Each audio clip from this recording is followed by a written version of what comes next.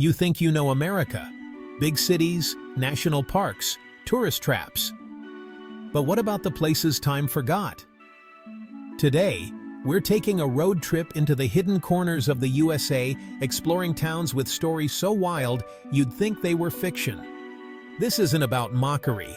These are real places, with real histories, and some people still call them home.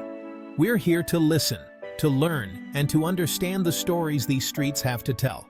So get ready. Some of these stories will stick with you.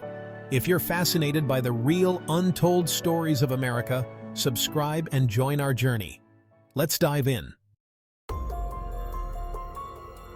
Our first stop is Centralia, Pennsylvania, a place with a story unlike any other. Beneath these empty streets, a fire has been burning for over 60 years, turning this once bustling town into a modern ghost story. Centralia was once a thriving mining community, filled with families, businesses, and the steady hum of daily life. But everything changed in 1962, when a routine trash fire at the town landfill accidentally ignited a coal seam deep underground. The fire spread through a network of abandoned mines, moving silently and relentlessly beneath the surface. It was invisible, unstoppable, and no one realized at first just how dangerous it would become. For years, residents tried to ignore the growing threat. But the ground grew dangerously hot, trees withered and died, and thick smoke began to seep from cracks in the earth, filling the air with a constant reminder of the disaster below. The turning point came in 1981, when a sinkhole suddenly opened up in a backyard, nearly swallowing a 12-year-old boy. The ground was literally collapsing beneath their feet. That terrifying incident forced the government to finally take action. It became clear that Centralia was no longer safe for its residents. Unable to extinguish the underground fire, officials made the difficult decision to buy out and relocate nearly all of Centralia's residents. Families packed up their lives, leaving behind homes and memories. Houses were demolished, streets were left empty, and slowly, nature began to reclaim the land. Grass and trees grew where neighborhoods once stood. Today, Centralia is a ghost town. The street grid remains, but the homes, schools, and businesses are gone, erased by the relentless fire below. The infamous graffiti highway, now closed to the public, became a symbol of Centralia's strange afterlife, a canvas for visitors and a reminder of what was lost. Yet a handful of determined residents refused to leave, clinging to the only home they'd ever known, even as the world around them disappeared. Centralia stands today as a haunting reminder, a community erased by an underground inferno that still burns, hidden beneath the earth, shaping the land and its legacy for generations to come. Our journey now takes us further south, to the very tip of Illinois, where the land narrows and the rivers converge.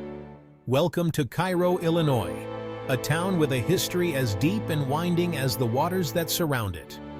Here, the mighty Ohio and Mississippi rivers meet, creating a natural crossroads that once promised prosperity and growth. In the 19th century, Cairo thrived as a booming trade hub and a strategic Civil War headquarters. Steamboats lined the docks, and the streets bustled with merchants, soldiers, and travelers. The city's future seemed bright, its location a key to its early success. But beneath the surface, deep racial tensions simmered. As the decades passed, Cairo became infamous for violence and segregation. The civil rights era brought years of boycotts, protests, and unrest as the community struggled with injustice and division. Businesses shuttered their doors, families moved away, and the population plummeted, from over 15,000 residents at its peak to less than 2,000 today. The once thriving downtown became a shadow of its former self. Now, Cairo is a city of empty streets and crumbling Victorian buildings, a living museum of loss and faded grandeur. The echoes of its past linger in the architecture and the silence. Entire blocks stand deserted, the silence broken only by the wind that whistles through abandoned homes and vacant lots. The sense of abandonment is palpable. Yet, despite everything, a small but determined group of residents remain. They hold on to hope, working tirelessly to preserve their town's legacy and fight for its future, refusing to let Cairo's story end in silence. Cairo may not be a classic ghost town, but it is haunted by the ghosts of what it once was and what it could have become. It stands as a stark lesson in how hatred, hardship, and neglect can unravel even the most promising communities, leaving behind memories and a warning for generations to come. Now, Gary, Indiana, a city built from scratch in 1906 by U.S. Steel, designed for one purpose: making steel. For decades, Gary thrived, drawing workers from across the country and the world. But when the steel industry declined in the 1960s, so did Gary. Layoffs, white flight, and a shrinking tax base led to a dramatic population drop. Over 100,000 people left. The city became famous for its abandoned buildings: the Grand City Methodist Church, the decaying Palace Theater, entire neighborhoods left to rot. Yet, amid the ruins, people remain, planting gardens, creating art, and fighting for a new identity. Gary is a patchwork of resilience and decay, a warning about the dangers of relying on a single industry, and a testament to those who refuse to give up on their home. Let's shift to Bodie, California, a ghost town preserved in time. Born in the gold rush, Bodie exploded to nearly 10,000 people, notorious for its lawlessness and wild reputation. As the gold ran out, people left, and fires destroyed much of the town. By the 1940s, Bodie was abandoned. In 1962, it became a state historic park, preserved in arrested decay. Roofs fixed, walls stabilized, but everything left as it was.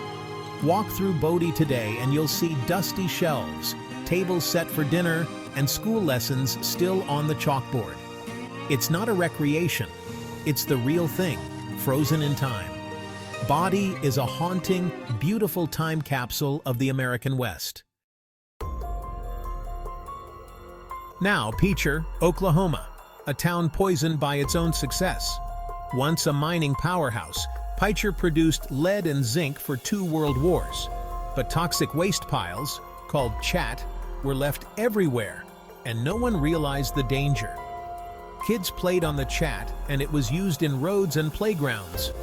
The result: lead poisoning, contaminated water, and a landscape riddled with sinkholes. By the 2000s, the government declared Peacher unlivable, bought out the residents, and demolished the town. Today, only toxic chat piles remain, a chilling monument to the hidden costs of industry. Deep in Connecticut's woods lies Dudleytown, known as the Cursed Village. Settled in the 1740s, the land was harsh and isolated, and legends of madness and misfortune grew. By the early 1900s, the town was abandoned, swallowed by forest. In the 1980s, paranormal investigators Ed and Lorraine Warren popularized its haunted reputation. Today, Dudleytown is closed to the public, fueling rumors and ghost stories.